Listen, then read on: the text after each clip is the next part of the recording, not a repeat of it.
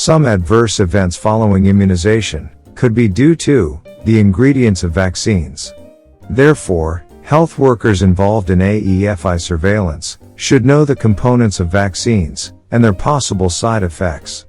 After watching this video, you should be able to explain the specific purpose of vaccine ingredients and describe the different types of vaccine components. Each ingredient in a vaccine serves any of the specific purposes to provide immunity or protection, to keep the vaccine safe and long-lasting, or for the production of the vaccine.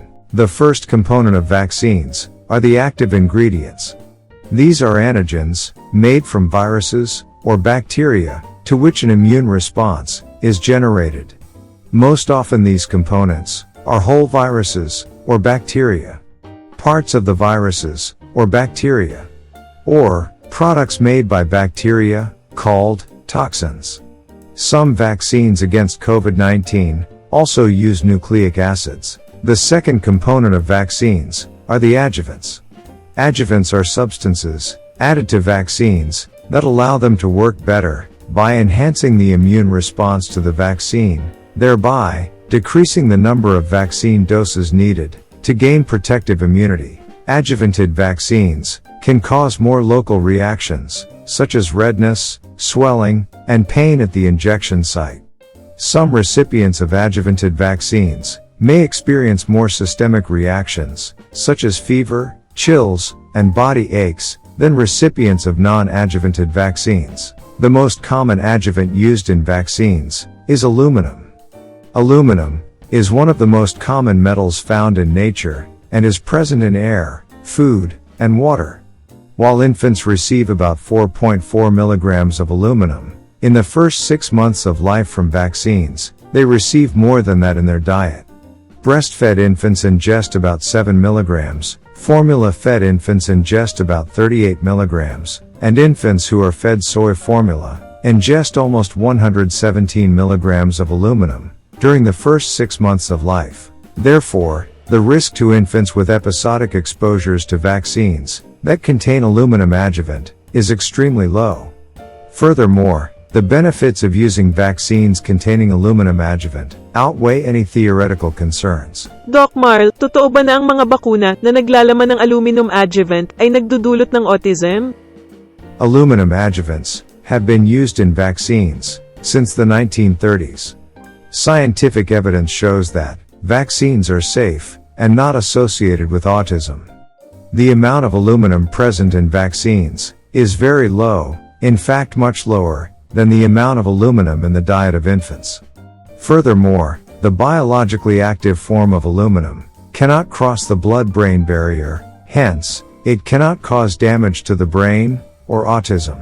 Examples of vaccines that contain aluminum adjuvants are the following: diphtheria, pertussis, and tetanus vaccines, hepatitis A and B vaccines, Haemophilus influenza type B vaccine, pneumococcus and human papilloma virus vaccines, and Sinovac. The third component of vaccines are the preservatives. Preservatives are used to prevent the growth of bacteria and fungi, which can contaminate from the environment when the vaccine is opened. Today, preservatives are mainly used in multi-dose vial vaccines. That's because of the risk of contamination every time an individual dose is taken from the vaccine vial. The most common preservative used in vaccines is thimerosal. Thimerosal contains a form of mercury called ethyl mercury. For this reason, some people have worried that thimerosal could cause mercury poisoning, either in children or affect the unborn children of pregnant women who receive this vaccine. But, for many reasons, thimerosal contained in vaccines is not harmful. The type of mercury that causes poisoning is methyl mercury. Since thimerosal is ethyl mercury, it cannot cause poisoning because it does not accumulate in the body compared to methyl mercury, and because it's used in tiny amounts. The only vaccine that still includes thimerosal as a preservative is the multi-dose inactivated influenza vaccine. Other childhood vaccines do not contain thimerosal as a preservative. In addition, no reputable scientific studies have found an association between thimerosal in vaccines and autism. The fourth component of vaccines are the stabilizers. Vaccine stability is a key factor to preserve vaccine potency, as its potency decays over time and during temperature changes. Therefore, stabilizers are used in vaccines to preserve its potency and effectiveness during manufacture, storage, and transport. The most common stabilizer used in vaccines is gelatin. Gelatin is used to protect live vaccine viruses from adverse conditions, such as freeze-drying or heat, particularly during transport and delivery. The gelatin contained in vaccines is derived from pigs. Members of Muslim or Jewish religious communities may be concerned about using vaccines that contain gelatin from pigs. According to Jewish laws, there is no problem with gelatin or any other animal substance if it is used in a product that does not go into the mouth. Some Muslim leaders have also ruled that the use of gelatin in vaccines does not break religious dietary laws because it is highly purified, and it is also injected or inhaled rather than eaten. Gelatin in vaccines can cause allergic reactions. Therefore, people with severe allergies to gelatin should avoid gelatin-containing vaccines. Vaccines that contain gelatin stabilizer are live, attenuated influenza vaccine, FluMist, MMR vaccine, MMR2, and rabies vaccine, Rabivert. Other commonly used stabilizers are sugars, like lactose, sucrose and polysorbate 80, and glycine and monosodium glutamate. Remember that one important use of stabilizers is to prevent the vaccine components from adhering to the side of the vaccine vial. Doc Marl, marami ang nagsabi na ang polysorbate 80 ay maaaring maging sanhi ng pagkabaog. Totoo po ba ito? The human papillomavirus, or HPV vaccine, and the Johnson & Johnson COVID-19 vaccine contain polysorbate 80 as a stabilizer. Some stories on the internet have suggested that polysorbate 80 in these vaccines causes infertility. First, it is important to know that these vaccines do not cause infertility. Second, polysorbate 80 has been used for many years as an emulsifier to make ice cream smooth and to slow melting.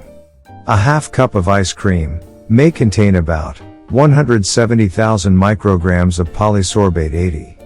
On the other hand, the amount of polysorbate 80 in each dose of these vaccines is 50 micrograms for HPV and 160 micrograms for J&J COVID-19 vaccine. Obviously, the quantity of polysorbate 80 contained in these vaccines is very small that could possibly do harm. The fifth component of vaccines are the trace components. Residual or trace components are the remaining minute quantities of substances that have been used in the early stages of the production process of individual vaccines. Depending on the manufacturing process used, this may include trace amounts of cell culture fluids, egg proteins, yeast, antibiotics, or inactivating agents. Usually, only minute traces of these substances are detected in the final vaccine product. In the past, people with egg allergy were advised not to receive the MMR vaccine. Advice on this has changed more than 10 years ago. The measles and mumps viruses are grown on a culture which contains chick embryo cells, not on eggs. This means that there is not enough egg protein in the MMR vaccine to cause allergic reactions, so children with severe egg allergies can safely receive the MMR. Some of the inactivated flu vaccines may contain traces of egg proteins. This is because the flu virus is grown on fertilized hens' eggs. Therefore, children who have a history of severe anaphylaxis to eggs, which has previously needed treatment and intensive care, should be referred to specialists for immunization in hospital. Antibiotics are sometimes used during the manufacturing process to ensure that bacterial contamination does not occur during the manufacturing process. Neomycin and/or polymyxin B are used in the manufacture of vaccines, such as varicella or chickenpox vaccines, some influenza vaccines, DPT combination vaccines, and MMR vaccines. Therefore, any individual with severe allergy to any antibiotic or chemical who presents for vaccination should be appropriately assessed by the health worker or immunization provider.